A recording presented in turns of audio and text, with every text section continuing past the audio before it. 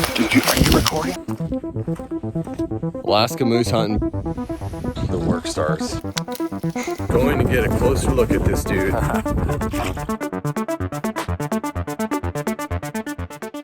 All right, guys, I want to talk about moose. I've been guiding moose in Alaska for about 14 years, and so I just want to give you guys a little bit of an overview of how I go about setting up a moose camp and how I go about hunting moose in general. So for the most part, you're not backpack hunting moose. You're not traversing over mountain ranges looking for moose like you would sheep or grizzly bear or caribou or some of those other species that we hunt in Alaska. Hunting moose, typically, you're in a generalized base camp. Now, you may go hiking into the hills and you may go walking up ridges or even floating down rivers. But for the most part, the goal is to try to kill a bull moose as close to your camp and or landing zone or transportation area as you possibly can. The best way to achieve that goal is killing a bull moose as proximal to you as possible or to your base camp is by calling a bull moose in. And that's what I'm going to talk about is sound. So anytime you're setting up camp, anytime you're going into a lake, a river, a ridge system, and you get dropped off with a plane or by boat or your motorized boat, you're taking a jet boat up somewhere, you want to focus on sound. How does the sound travel? Even if you're not calling, even if your whole purpose is maybe you're just up on a ridge line and you're glassing the valley for movement and for bull moose to come chasing cows or come wandering through on a scent line, you want to know how the sound travels, because sound is what determines bull moose and how they move. They will want to travel in those corridors and in those areas where they can pick up the most sound. Bull moose and cow moose have giant ears, and that's how they communicate, especially in the dark timber and in those places where it's just swampland, all flat, where they really can't see very far. They really use sound to identify each other and obviously identify predators. So when I'm setting up a camp, what I like to do is determine, am I going to be calling from camp? Is my camp in a position to where I can call effectively and attract the most attention from potential future shooter bulls?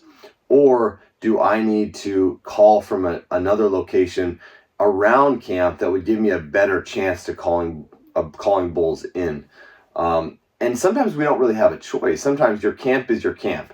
This is where it's the best spot to put a tent. It's the best spot to land a plane, but it may not be the best spot to call moose. So what I usually look for is, how does the sound move? What's the predominant wind? All these things you guys can determine once you actually get to your hunting spot. But really take notice of that, because where you call from is where that bull moose is going to return to, or not necessarily return to, be attracted to, I should say. He's going to hear where you're calling from and he's going to come right there. One of the biggest mistakes that hunters make when they're hunting bull moose in Alaska and they're using calling sequences is they move too much. When you're calling moose in Alaska, you need to stay in the same area. That doesn't mean you don't have 2 or 3 calling stands, but they need to be far enough apart where you can attract different bulls.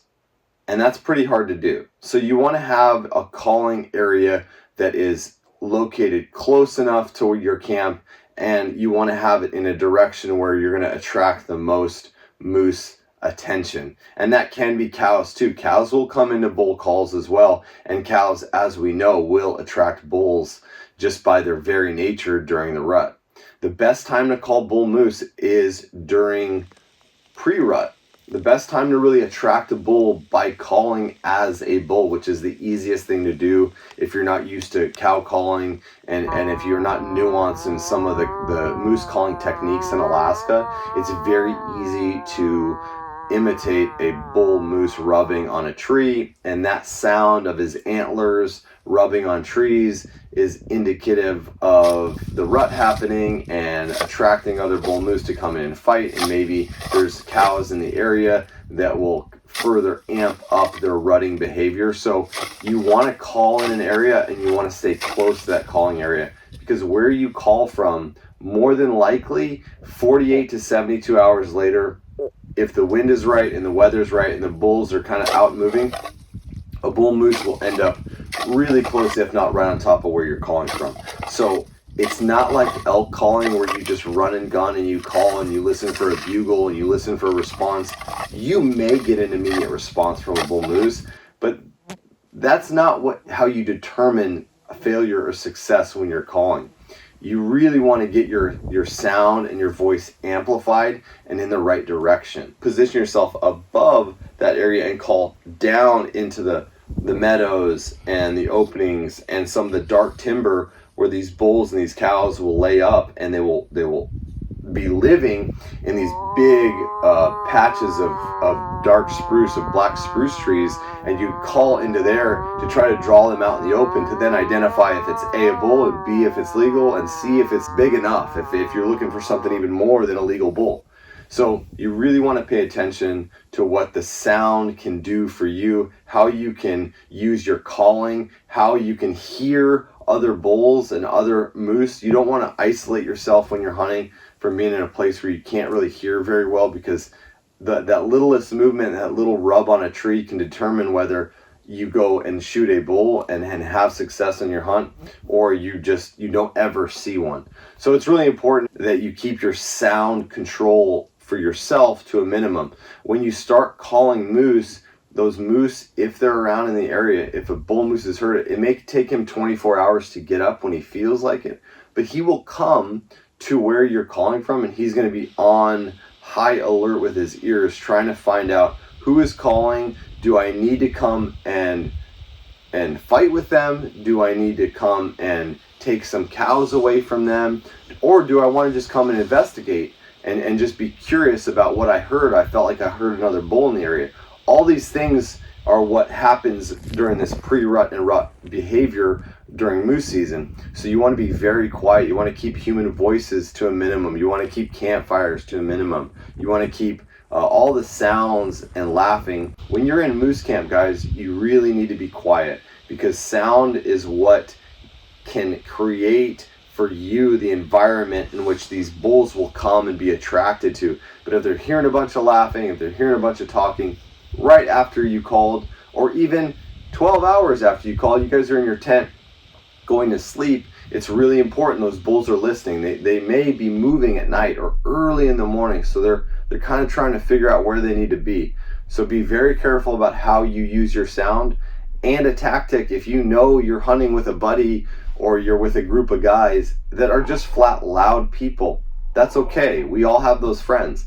So orchestrate, plan, and know that your camp might be a little bit too loud and you can't control that all the time. So do your calling otherwise. Do your calling outside of camp, on a ridge, on a knob, where you can amplify the sound and try to track bull moose in an area where they're not going to necessarily focus in on where you're camping and potentially causing a little bit too much noise pollution, but they're actually going to come into where you're hunting from and where you're glassing from.